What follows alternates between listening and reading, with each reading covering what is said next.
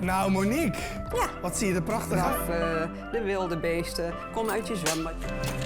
Rest op bouwen. En nou ja, qua beweging zijn we ook een beetje... Welkom bij weer een nieuwe aflevering van Aan Tafel Bij. En deze keer zitten wij in Café Lazarus in Sint-Jan-Steen. Heel veel kilometers fietsen. Dat is, en dan zeker binnen een korte tijd, dat is niet iets wat iedereen heel snel gaat doen. Maar François, jij gaat het wel doen hè, van de zomer? Ja, gaan we doen, ja. Ja, François, welkom. François Kind. Dankjewel. Jij gaat een stukje fietsen, zoals ze dat hier dan noemen. Het is niet ik alleen, we gaan een stukje fietsen. Ja. Wij gaan fietsen van Terneuzen naar Strada della Fora in Italië. Dat is bij het Gardameer. Ja, ten goede van de voedselbank, Ja. in de fietsrijd. Hoeveel kilometer is dat? Afhankelijk van welke route wij kiezen zal dat liggen tussen de 1200 en de 1400 kilometer. En waar hangt dat vanaf, die route? Nou, we hebben eigenlijk samen gezegd van als we het doen, moeten we het wel goed doen en dan moet het ook leuk zijn. We kunnen natuurlijk heel snel richting Strada della Fora fietsen, langs alle provinciale wegen over fietspaden. Lijkt ons niet zo leuk. Dus wij willen er ook een mooie rit van maken. En daarin heb je keuzes, maar dat moet ook fysiek en conditioneel haalbaar zijn, om het zo maar te zeggen. Dus, Dat betekent dat je iets meer bergen hebt. we kunnen bijvoorbeeld kiezen voor een gravelride. En als we over de gravelride praten, dan zeg je kan 1400 kilometer. En dan hebben we 20.000 hoogtemeters. En die hoogtemeters moet je niet allemaal zien dat het allemaal heel hoge bergen zijn. Het is ook zo als ik hier de zeedijk oprij, dat is ook 2, 3, 4 hoogtemeters. Dus hij telt alle hoogtemeters in heel die rit op. Zo moet je dat een beetje zien. Ja. Nemen we de iets mindere ride, dan zitten we op 15.000 hoogtemeters en iets minder kilometers. En we hebben nu, waar we nu op zitten, conditioneel denken we, is inschatting, ja, is 1200 kilometer met 10.000 hoogtemeters. Daar zitten we nu wel een beetje op. Maar dus we hebben de mogelijkheid als we, kijk, we weten, je kunt het tegenwoordig allemaal via Strava of allerlei apps kun je het allemaal uitzoeken. Maar je kunt het wel uitzoeken, maar je weet natuurlijk niet op welke weg je dan rijdt. Ongeveer kun je het wel zien. Je kunt het natuurlijk een beetje nagaan op de kaart. Maar ja, vinden wij dat saai, dat kan toch zijn van nou, die route van de gravel is ook in de buurt. We gaan dat stukje eens even doen. Dus daarom zeg ik, het zal variëren in het aantal kilometers. En ook nog, soms moeten we een slaapplaats gaan zoeken. En dan zal het waarschijnlijk ook nog wel eens wat langer fietsen zijn. Ja. Die zal ook niet altijd langs de route liggen. Jullie doen dat met het doel om geld in te zamelen? Ja. Voor de voedselbank? Ja. Waarom de voedselbank? Waarom de voedselbank? Ja, twee dingen. De naam Strada della Fora, er zit een beetje een metafoor aan. Heb ik opgezocht, is vrij vertaald de weg naar de kloof, de weg naar de afgrond. En als je de metafoor dan voor mij is naar de voedselbank, zijn heel veel mensen die zitten tussen wal en schip of leven op het randje. En dan denk ik gelijk, voedselbank. En in het verleden was de voedselbank achter mijn woning. Had je de Groene Zwaan nog in Terneuzen. En daar kwamen mensen altijd hun pakketten ophalen. En dan was het altijd heel erg druk. Dus een beter doel kan ik niet verzinnen. Maar jij ziet dat dus van huis uit, zie je dus al die mensen daar naartoe? Niet meer. Nee, nu niet meer, maar toen wel? In het verleden wel. Want die zitten al lang aan de industrieweg in Terneuzen. Dat klopt, maar ik denk dat dat ook wel wat met je doet. Ja, dat raakt me nog steeds. Ja, dat merk ik inderdaad. Ja. Er zijn genoeg mensen die daar natuurlijk mee te maken hebben in Zeeuws-Vlaanderen. Ik heb de cijfers niet opgezocht hoeveel, maar... Zover ik het nu weet zitten ze rond minimaal 500 gezinnen in Zeeuws-Vlaanderen die... in heel Zeeuws-Vlaanderen? Ja, hulpbehoevend zijn. Dat is veel, hè? Dat is wel best veel. Ja. Want dan ook. kun je elke week, elke zoveel tijd naar de voedselbank om natuurlijk ervoor te zorgen dat je in ieder geval kunt eten. Ja, in ieder geval kunt eten, de basisbehoeften hebt. Ja, en dat je dus nog een beetje gezond blijft in deze tijden. Dus Jullie doen het onder de naam Traptiste, hè? Ja. Waar komt dat dan vandaan? Traptiste is iets wat ik, is ooit een woord wat ik ben tegengekomen, wat ik een heel leuk woord vond. Ik vind het nog steeds een leuk woord. En Traptiste is voor mij, het woord bestond ook niet. Dus eigenlijk, je kunt het opzoeken in Dick van Dalen of wat, het bestaat niet. Dus ik heb er zelf een definitie van gemaakt. En dat woord is wel altijd bij me blijven hangen. Ik denk, daar moet ik iets mee. En ik vind fiets ook heel erg leuk. Dus vandaar ook Traptiste. Trap, ja. Trappen staat voor trappen. Ja. En tieste is eigenlijk in het Vlaams een afkorting voor een toffe persoon, een toffe kerel, een toffe persoon. Ah, ja. Dus eigenlijk moet je het zien als een vrolijke fietser. Vandaar ook de vernoeming, want het staat hier ook onder, kostelijk fietsen. Ja. Kostelijk is eigenlijk in het Vlaams ook vrolijk, maar kostelijk kan ook zijn duurzaam en veilig enzovoort. Dus daar zit een beetje het hele traptistverhaal in. Hoe ga jij, ik bedoel, het is leuk dat je dat geld op wil halen natuurlijk. Het is leuk dat je gaat fietsen, het is leuk dat je geld op wil halen. Ja. Hoe haal jij al dat geld binnen? Althans, je hebt een bedrag van minimaal €5.000 neergezet als doel voor de voedselbank neer te kunnen geven, zeg maar. Mm-hmm. Hoe kunnen mensen daarin bij helpen? Simpel gezegd door doneren natuurlijk. Maar we hebben onder de naam Traptist ook een website. En op die website hebben we in overleg samen met de voedselbank, omdat het voor hun niet bij te houden was wie er dan wel of niet gedoneerd had vanuit onze actie, hebben we gezegd van nou halen jullie het zelf binnen en op het moment dat alles binnen is en het einde is binnen, maak ik het bedrag gewoon simpelweg over. Dus we hebben ook een Traptist-rekening zelfs, waar het allemaal op terecht komt. Dus via de website kun je doneren. Daar staat een website, staat een QR-code. Daar kun je op klikken, die kun je kopiëren. En die link gebruiken om te betalen met een betaallinkje. En dan kun je zelf een bedrag invullen van 5 cent tot €5.000, bij wijze van spreken. Dus dat is mogelijk. Maar jij hebt ook gezegd dat jij iets met dagsponsoren gaat doen. Dankjewel, dat is de volgende. Leg dat eens uit. Dat is de volgende. We gaan, er staat hier ook al een cameraatje op tafel. Ja, dat is ook wel interessant. Die staat ook op jou gericht, dus jullie filmen mij, maar ik film jullie ook. We hebben besloten om onderweg te gaan vloggen. En ons eerste stukje vloggen is al gemaakt. Het is ook nog een beetje een leerproces voor mij en voor ons om dat te doen. Maar het is ontzettend leuk. En we gaan onderweg, iedere dag gaan we filmpjes maken. En als daar sponsoren voor zijn die die dag willen sponsoren, dan maken wij natuurlijk onderweg die dag ook, maken we de dag bijvoorbeeld ik noem het nu even voor mezelf, want anders moet ik allerlei bedrijven noemen, maak het veel reclame. Maar de Traptistroute. Ja. En dan geven we aandacht voor dat bedrijf met wat ze doen en dat ze ons gesponsord hebben. Ja. Maar het kunnen ook gewoon simpel mensen zijn die zeggen van nou, we hebben een vriendengroep en wij willen ook wel een keer op een filmpje komen. Wij doneren een bepaald bedrag en nou, dan maak ik voor die vriendengroep aandacht. Toevallig heb ik ook een vriendengroep die dat al heeft gedaan. Ja. Die hebben een fantastisch mooi bedrag gesponsord. Leuk. Ja, dus dat is ook een dagsponsor. Dus daar ben ik al heel blij mee. En er is nog een bedrijf die het gaat doen. Ik mag niet alle namen noemen. Dus die het al wil doen. Dus nou, dat is al fijn. Dus we hebben zo'n 15 dagen. Dus 14, 15 dagen. Dus als we aan die dagsponsoren kunnen komen. En dat gaat in eerste instantie hebben we gezegd van nou, ze kunnen per kilometer sponsoren.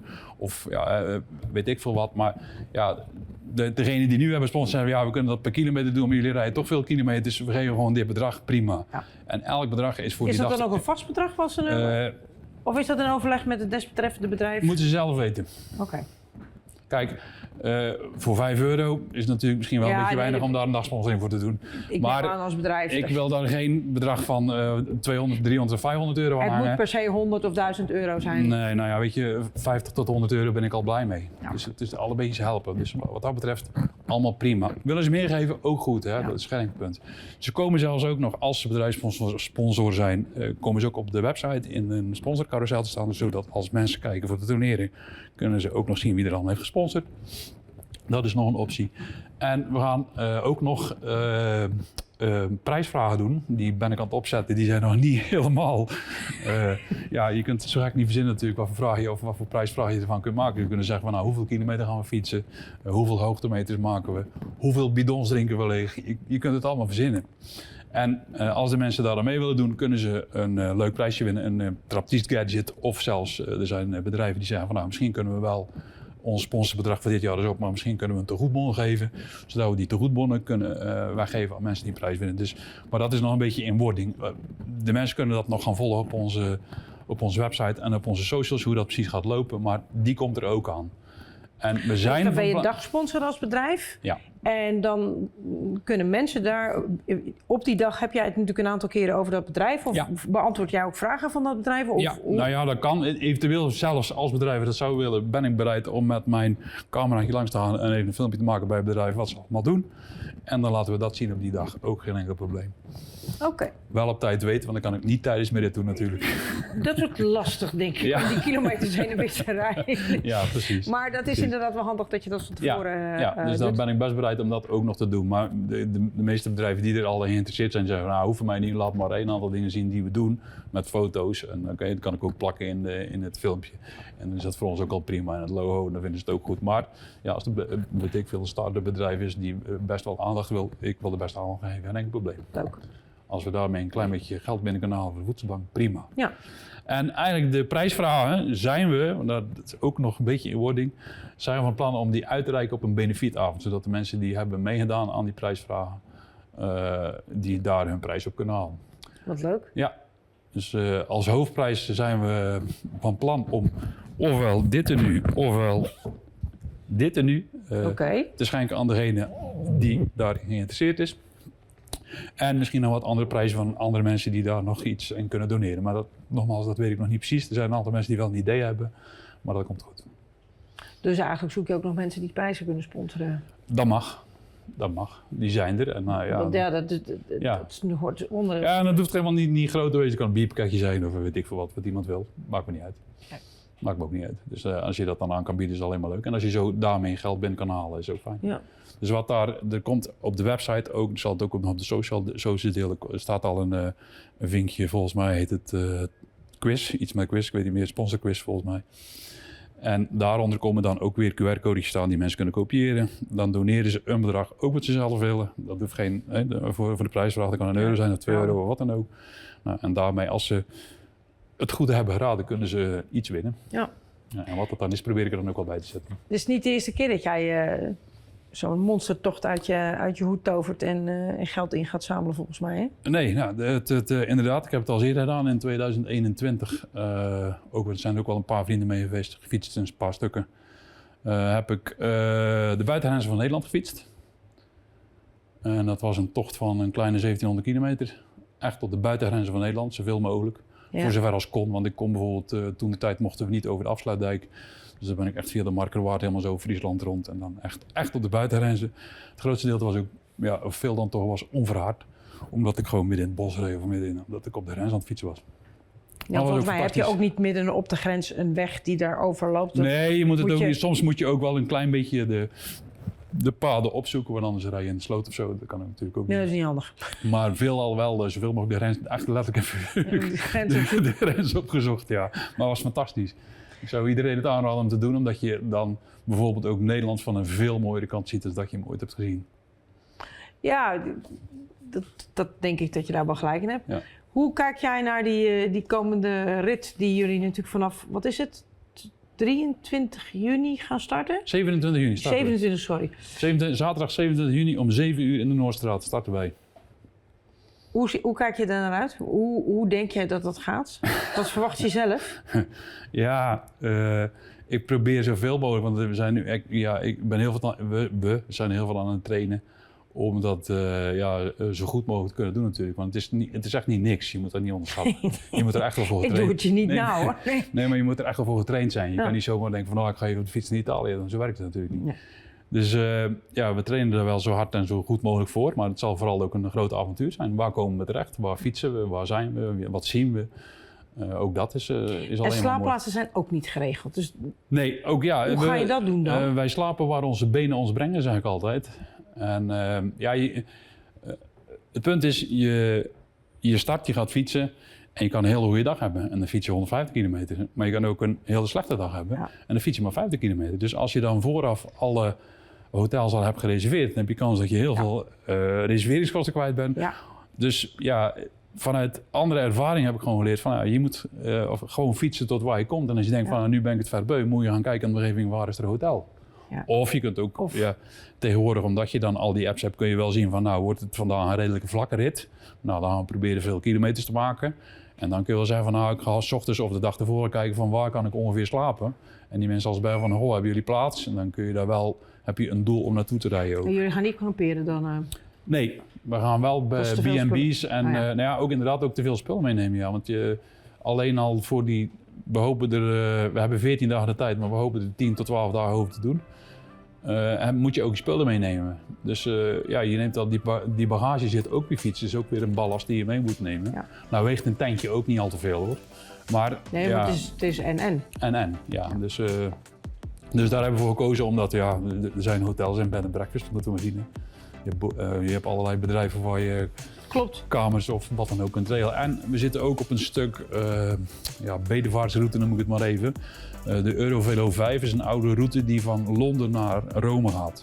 En die kruist Voor ook een ons deel, pad. ja. Dus daar zijn heel veel plaatsen waar ook bedevaarts van die hostels zijn of wat dan ook, Ja. waar je dan zou kunnen slapen. Dus Ja. het hoeft allemaal niet duur te zijn. Nee. In het verleden bijvoorbeeld in Nederland heb ik nachten gehad dat ik voor €15 per nacht sliep bij vrienden op de fiets. Maar dat ik de volgende nacht in een hotel zat van €160 per nacht, omdat er niks anders meer te krijgen was. Maar ja, dat zijn dingen, ja, dat zien we dan wel. Afwachten. Dat zien we dan wel.